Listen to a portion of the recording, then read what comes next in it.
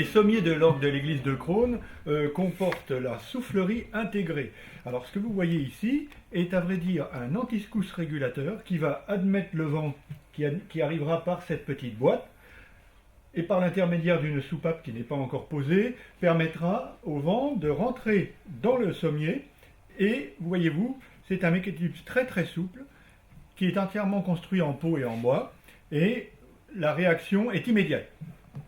Un moment très important de la réalisation des sommiers est la fabrication des soupapes. Pour préserver de tout risque de non-étanchéité, chaque soupape est collée sur une peau d'agneau découpée avec le plus grand soin. Chaque soupape est dotée d'un petit axe de laiton, la pointe, qui lui permet de se maintenir sur la laie. Cet étage inférieur du sommier qui est actuellement monté s'appelle la laie. Dans cette laie va rentrer le vent sous pression. La pression est donnée par l'impulsion du soufflet qui se trouve ici, qui est monté directement dans la laie car il s'agit d'un orgue moderne, contrairement aux orgues anciennes où les soufflets sont à l'extérieur. Ici, pour avoir une dynamique, nous passons à l'intérieur la régulation du vent. Vous voyez ici aussi les épingles qui ont pour mission de tenir les soupapes, qui sont actuellement absentes, mais qui fermeront et obtureront ou ouvriront l'accès du vent à la chape. Les soupapes jouent un rôle fondamental. C'est elles qui, actionnées par les touches des claviers, permettent au vent de circuler dans de petits conduits appelés gravures, et ainsi d'atteindre les tuyaux d'une note donnée.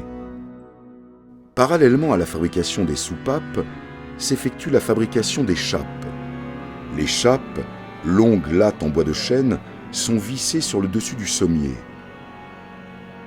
On a devant moi la chape du futur plein jeu de l'orgue, qui comporte une fourniture de 2 rangs, qui se placera sur un tuyau là, et une cymbale de 3 rangs, 1, 2, 3. Elles sont percées de trous sous lesquels arrive le vent et sur lesquels sont directement posés les tuyaux.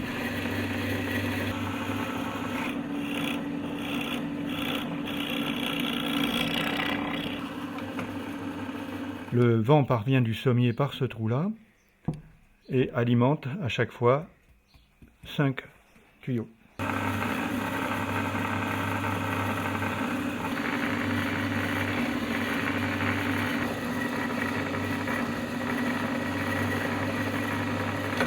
Pour empêcher le tanin du chêne de se propager dans les tuyaux, il faut effectuer le brûlage des chapes.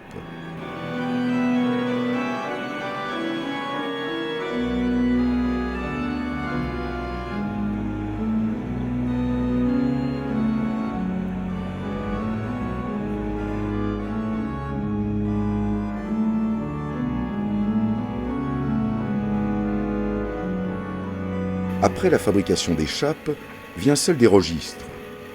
Les registres sont des lattes de bois percées de trous, coulissant sous les chapes. Ils doivent être parfaitement étanches. Mis en correspondance avec les chapes, ils ouvrent et ferment l'arrivée du vent dans les tuyaux. Le vent provient de la soufflerie, dont le débit doit être régulé par l'anti-secousse régulateur. À Crosne, la soufflerie sera installée à l'arrière de la petite chapelle où se tiendra l'orgue et sera reliée à la laie par un tuyau étanche. Afin qu'aucun élément extérieur ne vienne perturber la qualité des sons, chaque trou est cerclé d'un petit feutre qui assure une parfaite étanchéité.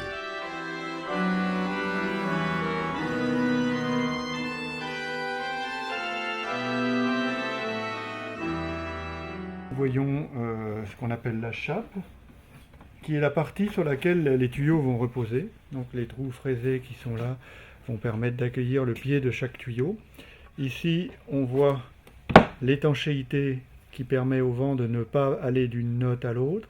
Et nous voyons ici les registres qui ont subi un graffitage qui va permettre un coulissage optimum. Quand l'organiste va tirer le registre, les vannes que sont ces registres vont s'ouvrir ou se fermer, voilà, et admettre ainsi le vent de l'épaisseur de la table du sommier au tuyau. Voici ici le troisième sommier de l'orgue de Krone, le sommier le plus important, qui fait jouer le clavier de résonance pédale. Vous voyez la phase finale des chappes, c'est ce qu'on appelle l'enchappage. Le sommier est terminé pour cette passe-là, et il ne reste plus qu'à installer dessus toute la tuyauterie.